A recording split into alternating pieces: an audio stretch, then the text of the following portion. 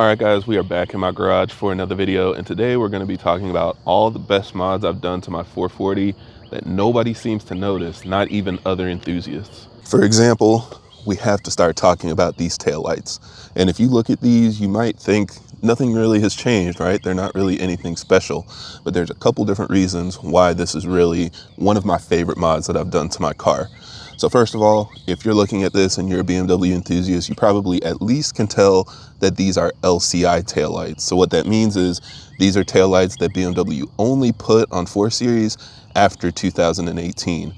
But this is a 2018 440i, so why would I modify LCI taillights with other LCI taillights? And that's what makes these really special. So besides just being LCI taillights, these are actually the Blackline series. And what that means is that the housings for the taillights are completely black inside. So that's why the LED light piping stands out so much more. And I feel like it just matches this car so much better. Honestly, it looks great on any color BMW, but on this car, I was considering tinting the taillights because I've done that in the past, but I didn't want them completely blacked out, so I wasn't really sure what direction I was going to go with. And when I found out BMW came out with these, I absolutely had to have them. Now, they're only available on models after 2020. I think BMW did this because the 3 Series came out with the G Series models, so they had like the M340i and stuff like that, but they still made the F Series 4 Series models for an extra year or two. So this was a way they kind of spruced it up to keep it exciting and keep people motivated about buying these cars until eventually the G22 came out. Now, the other thing is not just these taillights being Blackline makes it special, but something you can't even see but barely is if you look at this LED strip on top, it looks a little bit lighter depending on the lighting. And the reason is because this doesn't actually flash red. It flashes yellow. And that's because these are European taillights. So in Europe, you're not allowed to have red turn signals. So the way that they do it on these cars is they make everything look red, but it flashes yellow when you use the turn signal. So I think it's a really cool touch, even though, you know, it looks just like a regular red taillight when you're looking at it during the daytime. When it actually flashes, it flashes yellow, and it's just a much sharper look. It's something that I feel like if you're paying attention, you'll notice while the car is driving around, but just looking at it right now, you can barely even tell. Now, this was also something I had to import from Germany because nobody around here sold them at the time. I actually got this back in 2020 or 21 when I found out the Blackline taillights came out, but I always wanted the European spec to get those yellow turn signals. And these are way better than the pre-LCI ones where it was just bright yellow and kind of awkward looking.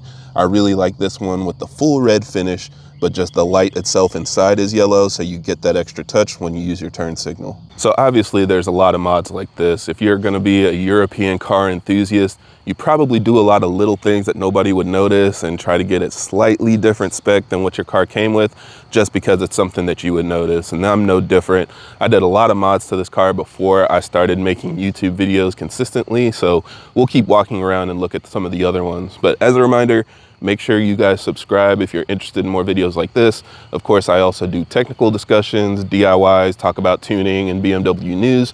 So if you want to stay up to date with the latest and greatest info for our cars, be sure to subscribe because there will be a lot of these videos coming out in the future. Now, next, we've got to talk about these wheels. And this is probably my second favorite mod that I've done to this car, again, for a couple different reasons. So like usual, most people look at them and they just think they're nice wheels, cool color, kind of matches the car, no big deal. A lot of people do that.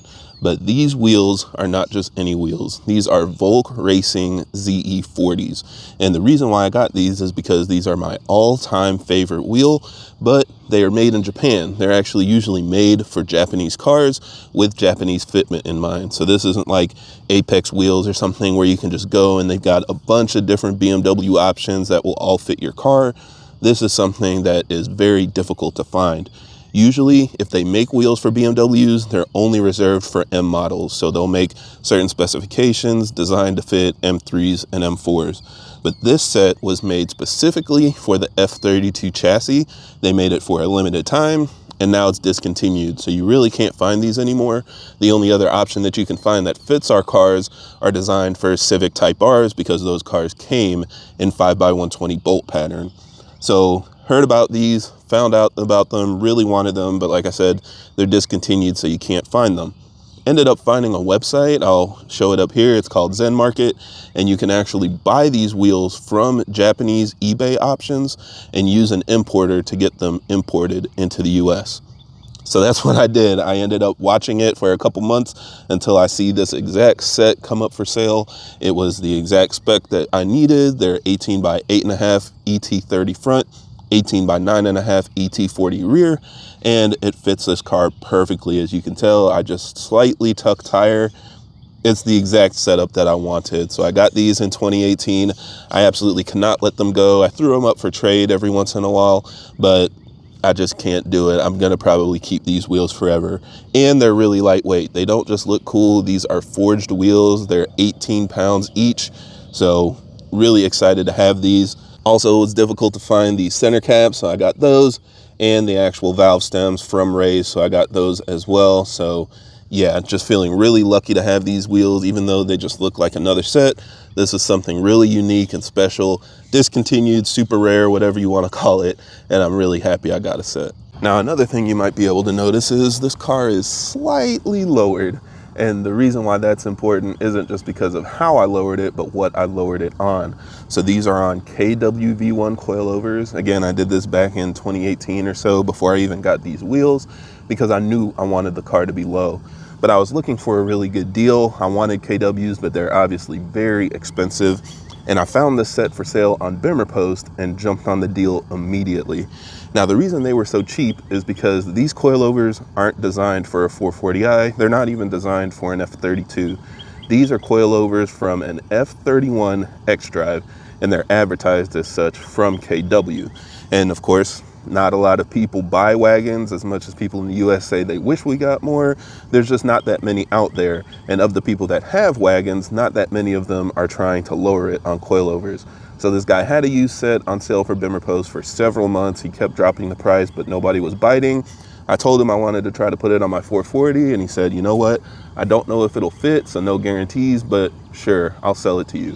And sure enough, it bolted right up. And I've been telling people ever since then, our suspension setups are virtually identical. The only difference really is like spring rates and stuff, which in the rear on this car, it was holding it up a little bit higher than I wanted it to because the F31 has so much weight over the back, but I was able to modify the rear setup so that it lowered it all the way down. But I've been driving on this for 8 years now, absolutely no complaints, no problems.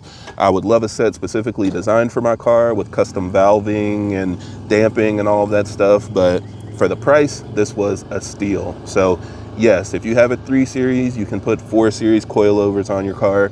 If you have a convertible, you can put, Grand Coupe coilovers on your car. They all physically bolt up. Most companies only really change the springs in order to make it fit different. Now, this is actually something that a lot of people do recognize. I'm kind of surprised, but this is, of course, a shout out to my big brake kit setup. I did make a video when I upgraded these, but this is something that I was super proud of because I wanted this spec, but I didn't go for like the track package when I actually got my 4 Series. I wanted the bigger brakes, and so I was looking for an option to do that. And everywhere I found like actual F80 brake kits or even just the regular M Performance brakes were like thousands of dollars. And so I was looking for a different option.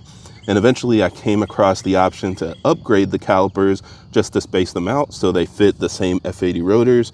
And I love it. It fills out the wheel so much better. And again, it's big enough that some people actually do notice and they ask me if these are stock, even though I still got the gray calipers. I never painted it or anything. Try to keep it pretty low key, but it is pretty noticeable when you look at it from this angle. So really excited about these. And of course I do still sell them. So I'll have a link down below if you have an F20 or F30 chassis BMW and you want to upgrade to F80 brakes, check out that link and it'll show you exactly how to make it work with your factory Brembo brakes. But yeah, I just like how it looks, kind of subdued and not really too flashy with the gray calipers. I was considering painting them blue or maybe like yellow or gold, something that would match the black sapphire metallic paint, but eventually I just decided to leave them gray, so it's a lot harder to notice, but if you pay attention, you definitely can't miss it. Now, last but not least, we've got to go inside the car. So if you look at my setup, you can see, yes, I have a manual transmission. That's something that is pretty rare. A lot of people still don't believe that this was ever an option paired with the B58. But yes, on F-Series cars, you can get them in manual. But the thing that I did to make this even better is down under here. Again, something nobody would notice, but where is it? It's way up there. Now, if you look up where the clutch pedal is, behind this cloth, you can barely see it up there, but it's what we call a clutch stop.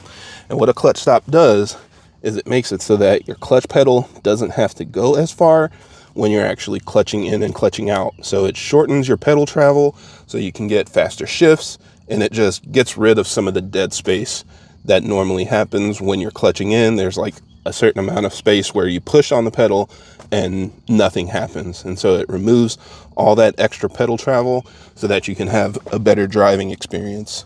Now, I also, of course, have upgraded the clutch to work with my big turbo kit. And so underneath the car, again, something you can't see, is I removed the clutch delay valve as well. So not only do we have a longer pedal than we need, but there is a small valve, like basically a pinhole, that slows down the flow of fluid going through your clutch line so that your clutch engages slower. So you've got long pedal travel and delayed clutch response that just doesn't give you the best driving experience. It's fine stock, but by deleting the clutch delay valve, or you can swap in like an E90 slave cylinder that doesn't have the delay valve in it, and that makes the entire driving experience special. So still a really big fan of my manual transmission car, very happy with it. But those two mods are things that you can't really see, that you can do for less than like 20 bucks, and it makes it just such a better driving experience. So of course, those are a bunch of mods that I've done to the car that nobody notices, or most people won't notice.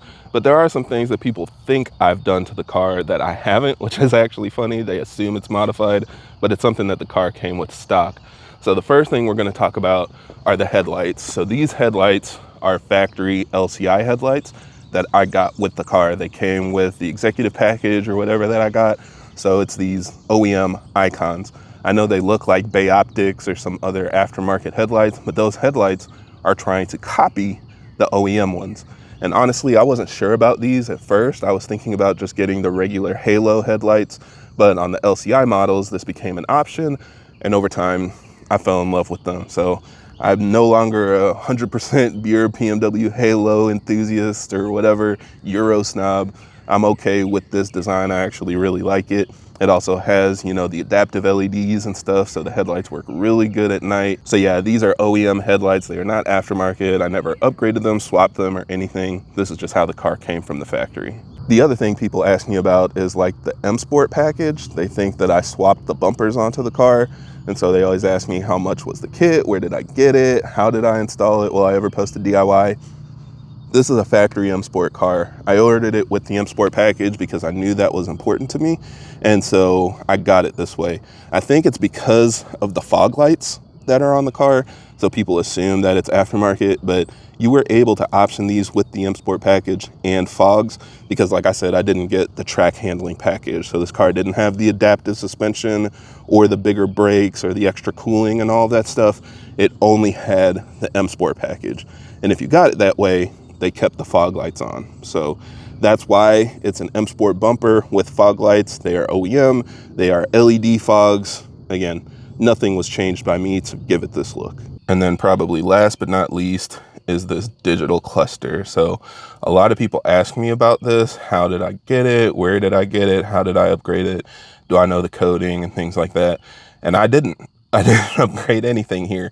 I was actually probably one of the first cars in the US to get it, because as soon as it became an option, I called my dealer and asked them to add it to my spec sheet. My car was being built in July of 2017, and it was July of 2017 when this became an option. So this is something that I decided I wanted.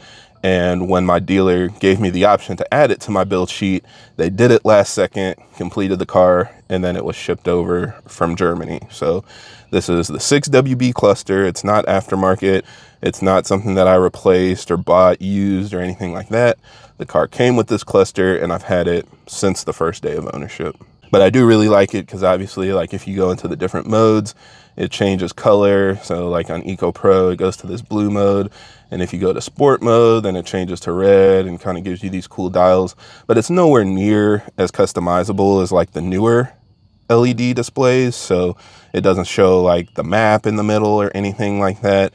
It really was just a digital display of the same information you could get on an analog cluster. So personally, I wouldn't lose too much sleep if you don't have this. Again, it's a nice look, but it doesn't give you nearly the same features you'd get on a modern BMW cluster. So yeah, guys, those are all the mods that I've done to my 440, either before I started doing YouTube content or just stuff that I feel like nobody really notices. Obviously, I had to tell somebody so you guys all know how cool my car is, and finally I can get the internet points I deserve. But honestly, again, these are things that I do for my personal benefit and enjoyment. You know, I like doing those little mods that I notice that make a difference in how I see the car and how I can enjoy driving the car. So let me know if you've done anything like this. Have you done any of these mods, or do you have any other little changes that you've made that nobody would notice but really changed your experience and how much you enjoy your car? Leave a comment down below and let me know yours.